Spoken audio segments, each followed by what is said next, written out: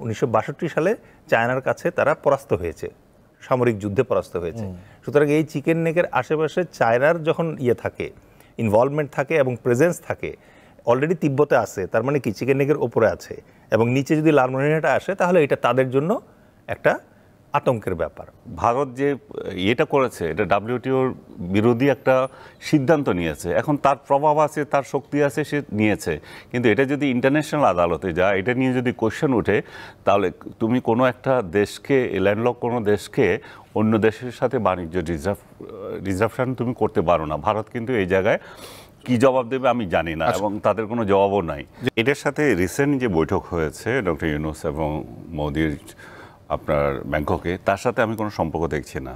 এটা হচ্ছে যে ডক্টর ইউনূস গত 26 থেকে 29 মার্চ যে চীন সফর করলেন, সেখানে চীনের আপনার বিজনেসম্যানদের সাথে এক বৈঠকে উনি যে মন্তব্য করেছিলেন যে আমরা হচ্ছি সেভেন সিস্টার্স নিয়ে একটা ইয়েতে গার্ডিয়ান অফ দ্য ওশান, প্রবেশের ক্ষেত্রে আমরা হচ্ছি গার্ডিয়ান, বা যেভাবে বুঝুক সেটা, যে উনি আসলে ওশানের বলতেছেন, ওশান তো আসলে আমাদের নাইও, যে উনি যেটা বে অফ বেঙ্গলকে বুঝিয়েছিলেন, এবং আমরা যে সেখানে তাদেরকে এই সুবিধাটা দিচ্ছি, এবং সেটা চাইনিজদেরও সেই সুবিধা তারা নিতে পারে, সেটা একটু কথা উদাহরণ হিসেবে দিয়েছিলেন। কিন্তু আমাদের সাথে যে ভারতের এখন যে সম্পর্ক, তাতে করে এটাকে নেগেটিভলি দেখার ওরা স্কোপ নিয়েছে আর কি।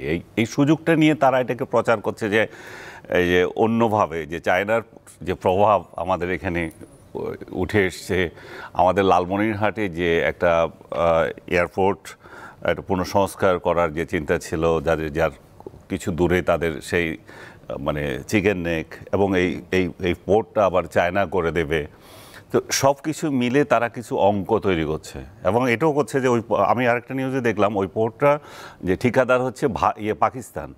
মানে কিভাবে অঙ্কগুলো মিলাচ্ছে, পাকিস্তান ঠিকাদার, চায়না এটা করতেছে, সেখানে একটা এয়ারবেজ হবে, এবং তাদের এই 22 কিলোমিটারে যে চিকেন নেক, সেটা একটা দুশ্চিন্তার মধ্যে পড়ে গেল। বাংলাদেশ একটা থ্রেট তাদের জন্য, এবং সেভেন সিস্টারকে তারা বিচ্ছিন্ন করে ফেলছে, বিচ্ছিন্ন করতে চায়। এদিক দিয়ে অরুণাচল অনেকটা চায়না দাবি করছে, তাদের সব কিছু মিলে এটা একটা নেগেটিভ প্রচারের ক্ষেত্রে তারা ভূমিকা নিয়েছে। এবং আপনি আরও যদি খেয়াল করে থাকেন, ডক্টর ইউনূস ক্ষমতা গ্রহণের ঠিক আগেই এনডিটিভির সাথে একটা সাক্ষাৎকারও কিন্তু এই চায়নার এই সেভেন সিস্টার নিয়ে মন্তব্য করেছিলেন, এবং সেটা অনেকটা আমি বলবো যে অকূটনৈতিক সুলভ এক ধরনের ইয়ে ছিল, যে ভারত যদি এটা করে, আমাদেরও তো আছে যে সেভেন সিস্টার আমাদের উপর নির্ভরশীল, এই জাতীয়। সো আমি মনে করি যে পরস্পর দুইটা দেশ পাশাপাশি থেকে আমরা একজনের প্রতিবেশী, আমাদের ল্যাঙ্গুয়েজগুলো আসলে একটু খেয়াল করা দরকার, আমাদের ইন্টেনশন কি আর ল্যাঙ্গুয়েজে বলতেছি কি। ডক্টর ইউনূস যেটা বলছে একটা খুবই একটা ইনোসেন্ট থেকে বলেছে, আমি ওনাকে যেভাবে রিড করে, এখানে কোনো ইন্টেনশন কোনো খারাপ কিছু না, কিন্তু ইন্ডিয়ান আমলারা সেটাকে খারাপভাবে নিয়েছে, ইন্ডিয়ান মিডিয়া সেটাকে প্রচার করে এটাকে নেগেটিভ বানিয়েছে। এটার জন্যই কি তারা এই যে আমাদের এটাই আমি শিপমেন্ট সুবিধা বাতিল করলো, আমি এটাই আসতেছি। তার প্রতিক্রিয়া হিসেবে তারা দেখাতে চায় যে ল্যান্ডলকের কথা বলছো, তাহলে আমরা ল্যান্ডলক যারা আরও 3টা কান্ট্রি, আপনি 2টার কথা বললেন যে ভারত, নেপাল এবং ভুটানের কথা, এর মধ্যে মায়ানমারও অন্তর্ভুক্ত আছে। মায়ানমারও কিন্তু আমরা আমাদের ল্যান্ড ইউজ করে, ওদের ল্যান্ড ইউজ করে আমরা যেতে পারছি। সো আমরা এই 3টা দেশে যে আমাদের বাণিজ্যিক সুবিধা, সেটা তারা বন্ধ করে দিয়েছে। এই বন্ধ করে দেওয়া গতকাল, এটা 8 তারিখের একটা সার্কুলার ছিল, এবং এটা 2020 সালে কিন্তু এইটা নিয়ে বাংলাদেশের সাথে তাদের চুক্তি হয়েছে, এবং সেই প্রেক্ষিতে কিন্তু এই 2-3টা দেশে কিন্তু আমরা আমাদের বাণিজ্যিক যেই সুবিধা আমরা সেটা নিচ্ছিলাম। এখন আপনি বলবেন যে এটা কি শুধু আমরা ক্ষতিগ্রস্ত হলাম? না, এটা কিন্তু ভারত এই পদক্ষেপ নেওয়ার মধ্য দিয়ে নেপাল এবং ভুটানকে কিন্তু ক্ষতিগ্রস্ত করলো, কারণ রিয়েল ল্যান্ডলক কান্ট্রি হচ্ছে ওই 2টা, এবং WTOর যে সত্ত্ব আছে সেখানে কিন্তু এটা বিরোধী। এবং ভারত যে এটা করেছে এটা WTOর বিরোধী একটা সিদ্ধান্ত নিয়েছে, এখন তার প্রভাব আছে, তার শক্তি আছে, সে নিয়েছে।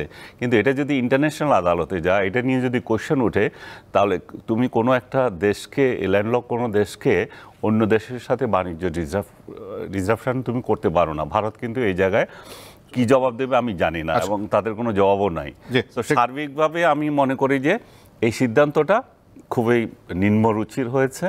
যখন বাংলাদেশের দুই সরকার প্রধান একসঙ্গে বসে সম্পর্ক আরও কীভাবে এগিয়ে নিয়ে যাবে সেই চিন্তা করছিল, সেই জায়গায় ভারত এখানে একটা বাধার সৃষ্টি করেছে মনে করি আমি। জি, আপনি কিভাবে এই স্টেপটা দেখেন? বাংলাদেশের ট্রান্সশিপমেন্ট সুবিধা বাতিল করলো ভারত, যেটা এখানে চিকেন নেক প্রসঙ্গ আসছে। আনিস আলমগীর যেটা বলেছে যে এটা সম্ভবত ওই প্রতিক্রিয়া হতে পারে যেটা সেভেন সিস্টার্স নিয়ে ডক্টর ইউনূসের বক্তব্য। আপনি যেমন আনিস আলমগীর ভারতের অঙ্ক মেলানোর কথা বলছে, তাদের হিসাবে অঙ্ক, কিন্তু বাংলাদেশে তো অঙ্ক মেলানোর বিষয় আছে। তা আপনি এইটাকে কিভাবে ব্যাখ্যা করবেন? ধন্যবাদ। জনতার দলের পক্ষ থেকে আমাদের দর্শক শ্রোতা যারা আছেন তাদের সবাইকে সালাম জানিয়ে, শুভেচ্ছা জানিয়ে শুরু করছি। আপনি যে প্রশ্নটি করেছেন যে আমাদের এই ট্রান্সশিপমেন্ট সুবিধা আজকে বন্ধ হয়ে যাওয়ার, যেটা 2020 সালে শুরু হয়েছিল, এবং এই ট্রান্সশিপমেন্ট সুবিধা থাকার কারণে আমরা দুই ধরনের সুবিধা পেতাম। নাম্বার ওয়ান সুবিধা হচ্ছে যে নেপাল, ভুটান এবং মায়ানমার, এই তিনটা কান্ট্রির সাথে আমাদের ব্যবসায়িক যে ট্রেড চলাচল এটা করা সম্ভব হতো। দ্বিতীয়ত খুব ইম্পর্ট্যান্ট একটা জিনিস ছিল, সেটা হচ্ছে যে ইউরোপিয়ান কান্ট্রি এবং আমেরিকান কান্ট্রিতে আমাদের যে গার্মেন্টস এক্সপোর্টগুলো যায়, এটা একটা বড় অংশ যায় হচ্ছে দিল্লি এয়ারপোর্ট হয়ে। সুতরাং এই ট্রান্সশিপমেন্ট বন্ধ হওয়ার কারণে এখন এটা আটকা পড়ে যাবে। তো ভারত এটা অত্যন্ত পরিকল্পিতভাবে করছে, এবং পরিকল্পিতভাবে করছে এই কারণে আমি বলবো সেটা হচ্ছে যে প্যাটার্নটা আপনাদের সামনে আমি তুলে ধরি। 5ই আগস্ট শেখ হাসিনা যখন এখান থেকে পালালেন, তখন শেখ হাসিনাকে ভারত ওখানে স্থান দিলেন, এবং শেখ হাসিনার মাধ্যমে ভারত যে পরিকল্পনাটা বাংলাদেশে বাস্তবায়িত করার চেষ্টা করেছিল যে বাংলাদেশ হবে ভারতের ট্রানজিট এবং করিডোর হাব। কেন? মেইনল্যান্ড ইন্ডিয়া থেকে যেন সেভেন সিস্টার্সে তারা যাওয়া আসা করতে পারে, সেই জন্য সকল ট্রানজিট আমাদের ভেতর দিয়ে যাবে। সমস্যাটা হয়ে গেছে যে শেখ হাসিনা যতদিন ছিলেন, উনি যেভাবে বলেন অথবা বলতেন যে ভারতকে যা দিয়েছি তা তারা আজীবন মনে রাখবে, অত্যন্ত স্বল্প খরচে ভারত বাংলাদেশের মধ্য দিয়ে এই ট্রানজিট এবং ওই করিডোর সুবিধাগুলো আদায় করে নিচ্ছিল একে একে। এই সুবিধাগুলো সব রহিত হয়ে গেল যখন শেখ হাসিনার পতন ঘটল। এখন বাংলাদেশ যখন নিজস্ব সক্ষমতায় পুনরায় দাঁড়ানোর চেষ্টা করছে, এই ব্যাপারটি ভারতের পছন্দ হচ্ছে না। তারা প্রথমে কি করলো? তাদের মিডিয়াকে আমাদের এগেনস্টে লেলিয়ে দিল। তারা অত্যন্ত পরিকল্পিতভাবে চেষ্টা করলো যে ডক্টর ইউনূস এবং তার যে অন্তর্বর্তীকালীন সরকার আছে তাকে অবৈধ ঘোষণা করা। মোদি দীর্ঘ সময় নিয়েছে তাকে ইভেন নববর্ষের শুভেচ্ছা জানাতে। দ্বিতীয়ত হচ্ছে তাদের সেনাপ্রধানের মাধ্যমে একটি মেসেজ দেওয়ার চেষ্টা করা হয়েছে যে এই গভর্নমেন্ট অবৈধ, ইলিগাল একটা গভর্নমেন্ট, সুতরাং এর সাথে ইন্ডিয়ার আসলে কোনো আলোচনার সুযোগ নাই। সুতরাং তারা ওয়েট করবে কবে ইলেকশন হবে, ইলেকশন হওয়ার পরে ইলেক্টেড গভর্নমেন্ট যখন আসবে তার সাথে তারা কথা বলবে। কিন্তু interestingly military to military dialogue তারা অন রেখেছে বলে ইন্ডিয়ান সেনাপ্রধান দাবি করেছে। যখন তাদের মিডিয়া অ্যাটাকটা আমরা কন্টেইন করতে পেরেছি, আমি এই জন্য আমাদের বাংলাদেশের মিডিয়া কর্মী যারা আছেন এবং মিডিয়া আউটলেট যারা আছেন তাদেরকে অন্তঃস্থল থেকে ধন্যবাদ জানাবো যে তারা অত্যন্ত সাহসিকতার সঙ্গে ভারতীয় মিডিয়ার যে আধিপত্যবাদ এবং হেজিমনি ছিল সেটা ধীরে ধীরে পরিকল্পিতভাবে থামিয়ে দিতে সমর্থ হয়েছে। এবং আপনি লক্ষ্য করলে দেখবেন এখন আর এভাবে এটা দেখা যাচ্ছে না। এবং এটাতে চেরি অন দ্য পিক যেটা ছিল সেটা হচ্ছে যে ডক্টর ইউনূস বাংলাদেশে যখন গুতারেস আসলেন, জাতিসংঘের মহাসচিব, তার সামনে একটা আপিল করলেন যে বাংলাদেশ তার নিজের সমস্যা নিজেই সমাধান করার চেষ্টা করছে। শুধু একটা জায়গায় সমস্যা আমরা ফেস করছি, সেটা হচ্ছে যে আমাদের পার্শ্ববর্তী দেশ আমাদের উপরে মিডিয়া মাধ্যমে মিস ইনফরমেশন ক্যাম্পেইন চালাচ্ছে। এটার জন্য আমি তোমার দৃষ্টি আকর্ষণ করছি, আন্তর্জাতিকভাবে এটা থেকে আমাদেরকে উদ্ধার করো। তারপর থেকে কিন্তু এটা কমেছে। তাহলে যেটা আমরা লক্ষ্য করলাম যে মিডিয়া ক্যাম্পেইনের মাধ্যমে যে প্রপাগান্ডা ক্যাম্পেইনটা ছিল এটা আমরা সামাল দিতে সমর্থ হয়েছি। দ্বিতীয়ত যেটা ছিল তাদের সেনাপ্রধানের মাধ্যমে ভেরি আনসেরিমনিয়াস কমেন্ট করা, একজন সার্ভিং মিলিটারি জেনারেল পলিটিক্যাল বক্তব্য দেওয়া শুরু করলো, সেটাও থামানো সম্ভব হয়েছে এবং আমরা এটা উইথস্ট্যান্ড করেছি। তৃতীয়ত যে সমস্যাটা তারা করার চেষ্টা করেছে সেটা হচ্ছে আমাদের সীমান্ত বরাবর, আপনি মনে আছে নিশ্চয়ই, যে তারা হঠাৎ করে কাঁটাতারের বেড়া নিয়ে অনেক হুলস্থুল শুরু করে দিল, সেটাও আমরা থামাতে সমর্থ হয়েছি। সম্প্রতি এই যে মুভটা তারা দিল, এটা অত্যন্ত পরিকল্পিত এবং পূর্ব পরিকল্পিত মুভ, এটা হওয়াই স্বাভাবিক ছিল। আমরা নিশ্চয়ই আপনার মনে আছে যে মালদ্বীপের মাধ্যমে অলরেডি কিন্তু আমরা বেশ কিছুদিন ধরে ট্রাই করছিলাম যে আমাদের এক্সপোর্ট যেন মালদ্বীপ এয়ারপোর্ট হয়ে বাইরে যায়। কারণ কি? কারণ দিল্লি এয়ারপোর্টের উপর যে ডিপেন্ডেন্সি ছিল, এই ডিপেন্ডেন্সির কারণে ইন্ডিয়ান যে ব্যবসায়ীরা আছে তারা অলরেডি বেশ কয়েক বছর ধরেই বাংলাদেশের এগেইনস্টে এই সুবিধাটা বন্ধ করার জন্য বলছিল। এতে তাদের দুই ধরনের সুবিধা হতো। একটা হচ্ছে ওরা যে উসিলাটা দেখায় যে দিল্লি এয়ারপোর্ট বিজি হয়ে যায়, এই জন্য আমাদের এই কার্গো যে ওদিক দিয়ে যায়। আর দ্বিতীয়ত যেটা হচ্ছে যে এর ফলে যেটা হবে, আমাদের মেইন স্ট্রেংথ কি? গার্মেন্টস শিল্প। সো গার্মেন্টস শিল্পকে যদি আপনি ব্যাহত করতে পারেন কোনোভাবে, তাহলে তাদের লাভ, কারণ অর্ডারগুলো তখন ইন্ডিয়াতে চলে যাবে। নাও কামিং টু ইউর ট্রান্সশিপমেন্টের যে ব্যাপারটাতে আছে, প্রবলেম তো যা হওয়ার হয়েই গেছে, অলরেডি ভাই বললেন। ওইটা সমাধান কি সেটা নিয়ে আমাদের ভাবতে হবে। কিছু লং টার্ম, কিছু মিড টার্ম, কিছু শর্ট টার্ম সমাধান আছে। শর্ট টার্ম সমাধানের ভিতরে প্রথমেই যেটা হচ্ছে যে আমাদের আভ্যন্তরীণ যে বন্দরগুলো আছে, স্পেশালি চিটাগং পোর্টের ক্যাপাসিটি বাড়াতে হবে। আপনি যদি এর আগের জরুরি অবস্থা যখন ছিল, তখন একটা জিনিস লক্ষণীয় ছিল, আমি তখন চিটাগং পোর্টে মানে কাজ করার সুযোগ হয়েছিল, এবং ব্রিগেডিয়ার হাসান নাসিরের আন্ডারে তখন কিন্তু আমাদের যে এই চিটাগং পোর্টে কন্টেইনারের যে জট ছিল সেটা কমিয়ে আনা সম্ভব হয়েছিল। এই এফিসিয়েন্সিটা যদি আনা যায়, এখন তো আরও বেশি সম্ভব, এখন টেকনোলজিক্যাল অ্যাডভান্সমেন্ট আছে। এর ফলে কী হবে যে আমরা আমাদের ইতে করতে পারবো। সমস্যা অন্য জায়গায়, সেটা হচ্ছে আমাদের ডিপ সি পোর্ট নাই। তো ডিপ সি পোর্ট না থাকলে পরে আমাদের প্রথম যেটা ট্রাই করতে হবে, মালদ্বীপের সঙ্গে যে আমাদের ব্যবস্থাটা ছিল, এই ব্যবস্থাটা কন্টিনিউ করতে হবে, নাম্বার 1।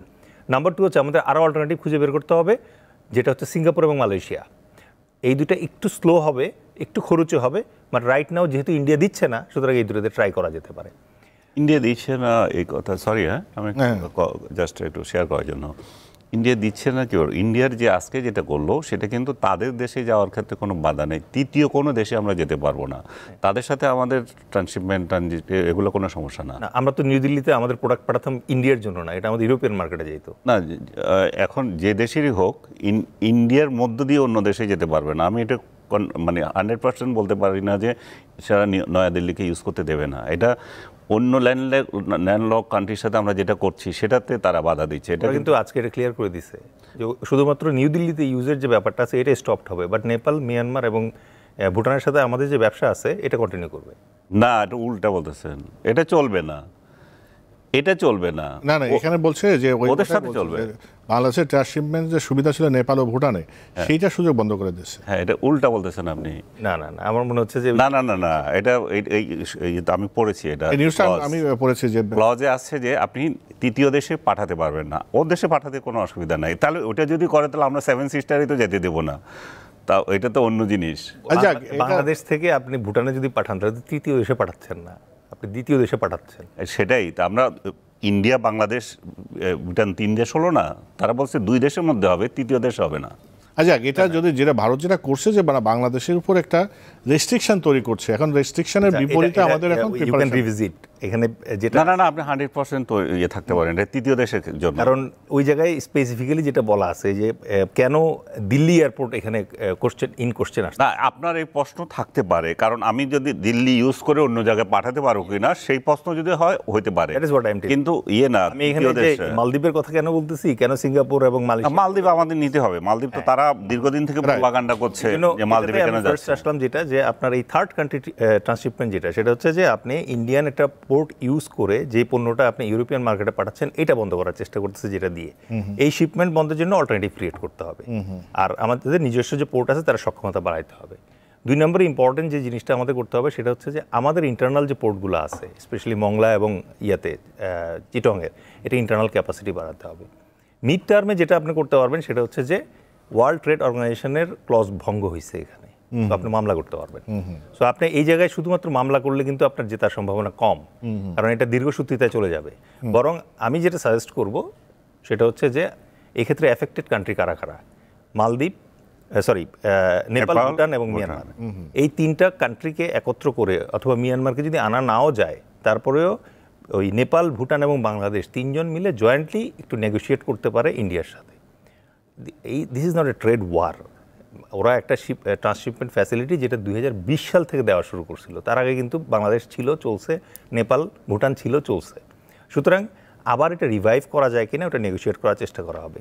লং টার্মে আমাদের যেটা করতে হবে সেটা হচ্ছে লালমনিরহাট এয়ারপোর্টকে আন্তর্জাতিক ক্যাপাসিটি সম্পন্ন করতে হবে, যেন ইন্ডিয়ান ল্যান্ড ইউজ না করেই আমরা ওখান থেকে সরাসরি আমাদের বিমানের মাধ্যমে নেপাল ভুটানে আমাদের পণ্য পাঠাতে পারি খুব শর্ট ডিস্টেন্স। একই সাথে যেন আন্তর্জাতিক বাজারও আমরা করতে পারি। এবং ভাই অলরেডি যেটা কাভার করলেন কিছু অংশ, সেটা হচ্ছে যে পাকিস্তান এবং চায়নার সহায়তা নিয়ে এই পরিকল্পনাটা এখানে করা হচ্ছে।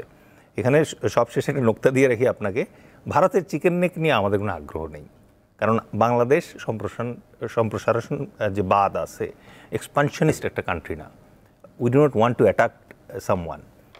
কিন্তু তার যে চিকেন নেক আছে, এই চিকেন নেকের উপর প্রেশার কার? এই চিকেনের উপর প্রেশার হচ্ছে চায়নার প্রেশার। কারণ সাউথ তিব্বত বলতে আমরা যেটাকে জানি, যেটাকে ভারত বলে অরুণাচল, সেই জায়গাটার উপরে চায়নার আধিপত্য আছে এবং 1962 সালে চায়নার কাছে তারা পরাস্ত হয়েছে, সামরিক যুদ্ধে পরাস্ত হয়েছে। সুতরাং এই চিকেন নেকের আশেপাশে চায়নার যখন থাকে, ইনভলভমেন্ট থাকে এবং প্রেজেন্স থাকে, অলরেডি তিব্বতে আছে, তার মানে কি চিকেন নেকের ওপরে আছে, এবং নিচে যদি লালমনিরহাটে আসে তাহলে এটা তাদের জন্য একটা আতঙ্কের ব্যাপার।